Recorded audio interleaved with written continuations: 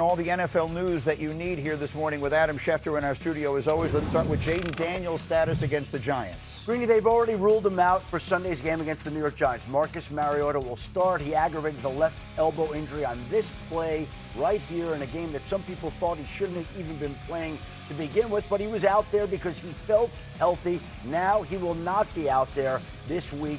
He will be on the bench. Marcus Mariota will start. Meanwhile, tonight in Tampa, the Buccaneers officially have activated Mike Evans off injured reserve. He's coming back from a broken collarbone, and obviously they don't activate him off IR yesterday without the intent to play him tonight against the Atlanta Falcons. They also activated Jalen McMillan, so there'll be two wide receivers that the Buccaneers are expected to have added to that position. That's good news for Baker Mayfield and that Buccaneers offense. And then, of course, you have the situation with Philip Rivers. Everybody waiting to see whether he will, in fact, wind up starting Sunday's game. And the Colts have said they want to see how he gets through practice yesterday, how he gets through practice today.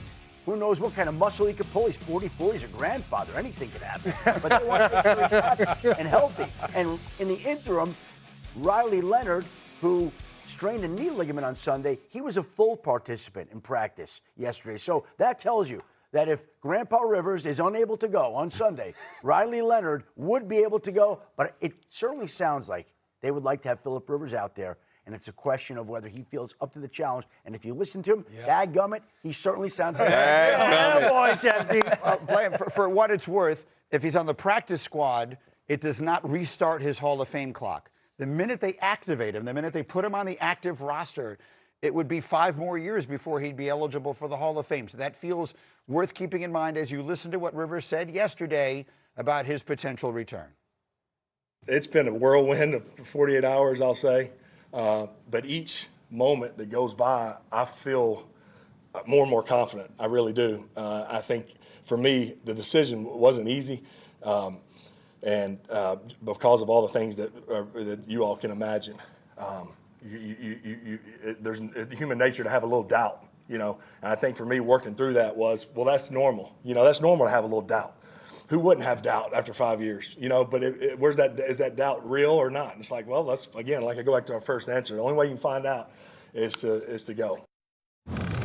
So the minute he started talking, every person at this desk in unison said, "Oh, he's playing." Yeah. Rivers turned 44 3 days ago. He is older than any of the former players sitting here. The only people on Get Up this morning older than him are Shefty and me. Yep. Dan is the closest in age to him, and Dan hasn't played in 8 years.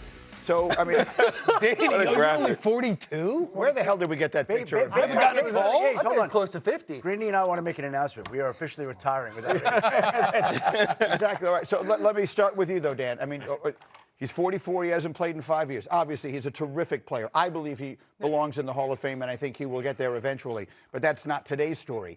Do you believe he can step in at this point and help this team make a playoff run? No, I don't. If you looked at their schedule, I would have told you, even when Daniel was playing at his highest level, if they finished this season 2-2, that would be a success. That was with the quarterback that, for most of the season, was playing MVP. I think the two big question marks I have with Philip are, one, this offense is predicated on running the RPO, the run-pass option. There's a lot of nuance to it, and you got to be quick doing it. Unlikely to be quick at 44 doing that. Yep. Second thing is, can he take a hit? Do I have any doubt that he can go out there and throw the ball? No. He can absolutely throw the football as well as needed. Can he take a hit? What is the hit going to feel like when you get sawed in half by Witherspoon or Eamon Worry this weekend against the Seahawks and getting up from that one? That's going to be the question. So I have unbelievable amounts of love for Philip Rivers. He's one of my favorite players ever to watch. I just don't see how, given who he's going against and his age, this turns out to be the dream scenario. I love Philip Rivers because he is the consummate football guy. Like, I never question his love of the game. Even when he's not playing, he's coaching Little League football, high school football. He just genuinely loves and enjoys being around it, which makes sense of why he made a decision like this. To Dan's point, I want to see, can you move around enough for an NFL game? I want to see if your decision-making is also as quick as you need to be in an NFL game, because the game speeds up. Like when I watch NFL games now, I am in awe of how fast these guys are moving, and it boggles my mind that at one point we were out there moving like that. I am old, and he's almost 6 years older than me. And then on top of that, how long will it last? So even in success, let's say he can throw it, he is making quick decisions, he is moving around adequately for this team. How long is that going to last at 44 years old from the couch after doing nothing for 5 years? I'm not confident that those answers are going to be things that the Indianapolis Colts feel good about. You have a look on your face. I can't. Well, I just think that they've been running an offense that they literally were adjusting to a guy who was playing with a hairline fracture in his left fibula, where they knew they didn't want to put him on the move. So they're taking that offense, and now they're putting, instead of the guy with the hairline fracture, they're putting a 44-year-old quarterback in it, and they're asking him to be surreal, which he can be. So they're going to put him in spots that they feel like they're not compromising him. Now, I'm sure DeMarcus Lawrence may have something else to say about that. Yeah, this Seattle defense is disgusting. The defense, on the road, in the rain. Right, but the thing that gives Phillip Rivers an edge in this game is his mind, his ability to dissect defenses and get the ball and know where his hot reads are. He's a neck-up guy. Like, I've been this is my third season not playing football. We go to a lot of football games. Everything, even when I walk by warm-ups, I'm like, oh, my God. How did I do that? They still do this? Like, it's horrible. Him being a quarterback, I'm sure something happened, just like similar to breakfast this morning when I handed Will a plate. He almost dropped it and caught it. That's what gave Phillip Rivers like, yeah, maybe I can still roll this thing. If it's me, I am, and I'm an Indianapolis Colts fan. Don't worry about playoffs. Don't worry about it's not happening. You call your significant other, let them know, hey, this crazy storyline's taking place. Sit back, grab the popcorn, have a little bit of fun. Because Phillip Rivers is going to be just like Joe Flacco. He's going to go, this does not matter about legacy, Super Bowls. He's going to go have fun. He's going to rip it. He's going to chuck it. And that's what we have to be excited about. That's what I'm excited about. I get we're up here, we're commenting on the expectations of this play, but just seeing Phillip Rivers back in the building. Like, you guys know, when we're in this game, you are imprisoned to this game mentally. Like, you're a slave to the result, you're a slave to the film room, you're a slave to your performance.